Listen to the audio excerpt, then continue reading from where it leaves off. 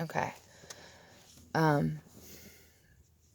So I tried to record this once already, and it got too long, and my phone cut me off. So I'm going to try to make this as short as possible. This has to do with the nature of the devil, the perceived other.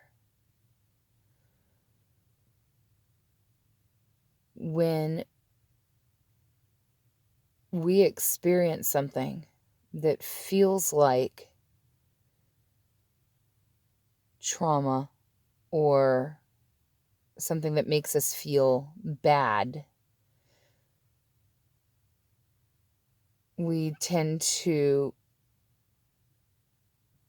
shroud ourselves with shame. So we put up this wall that disconnects us from, well, God. So you carry around this narrative that says, I'm bad. I'm a bad person. I'm a bad person and I need to be saved. And I'm going to go ahead and question the whole of religion here because, look, the Jesus story, by the way, the story, which is a beautiful story, but a story nevertheless. My story is a beautiful story, but a story nevertheless. A story. The story isn't real. The narrative that we tell isn't real. The consciousness that's able to create a narrative or another, that's very real. Aha. The story is not real. But a beautiful story nevertheless. At any rate, the Jesus story, Jesus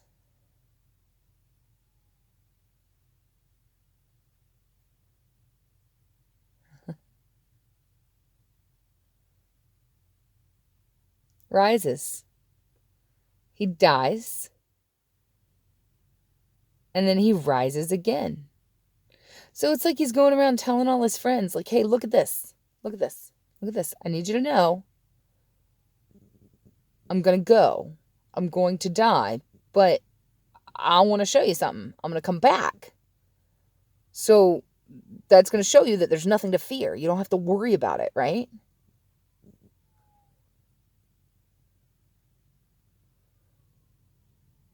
And then he comes back and they're all like, where'd you go? You were gone. Like almost nobody focuses on the resurrection itself. There is life after death. That, which should tell you that death is the ultimate illusion. There is no death.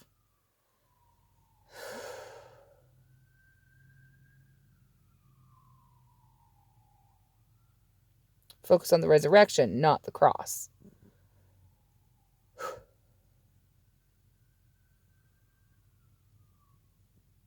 And again, I've gone on an incredible tangent here. All very beautiful, beautiful, beautiful. Focus. So when we focus on the sacrifice and focus on the cross, we focus on how bad we are, and that creates this sense of shame and the sense of fear. And when we feel that sense of shame and sense of fear, we feel disconnected. Disconnected from God, of course, disconnected from love, disconnected from any type of love.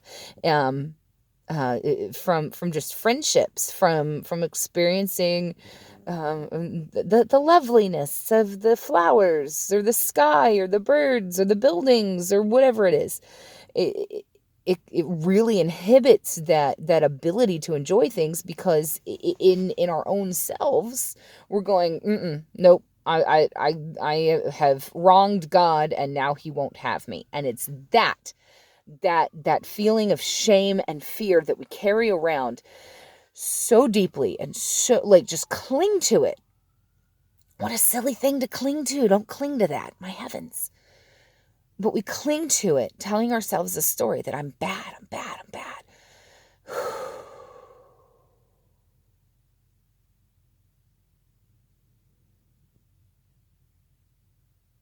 And this story, this fear and this shame in the collective consciousness has kind of coalesced and manifested into what we call Satan. Satan.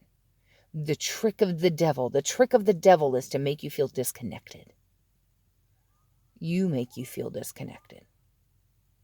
And that may be a tough pill to swallow at first, because that makes you responsible then for your sense of disconnection. So how do you get connected back once you've already started feeling disconnected?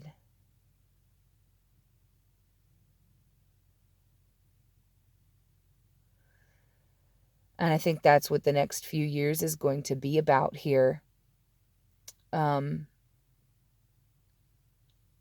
In the light worker community and in this expression of life,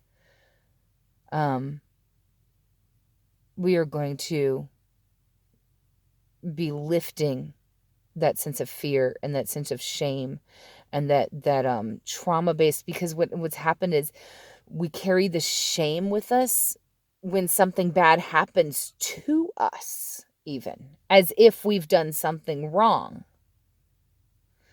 In my story, when I was going through my divorce, and I'd ask so many Christians, believers, about, like, for advice, what should I do?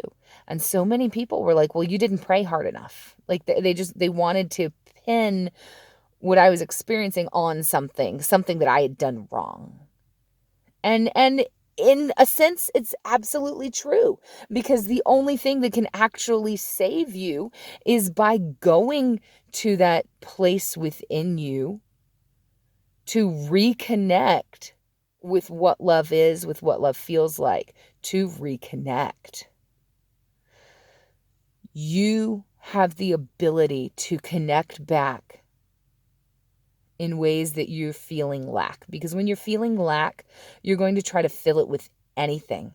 And they may be things that are somewhat fulfilling, and they may be things that are extremely detrimental because they're just not aligned with who you want to be. We're going to have a lot to learn over the next few years.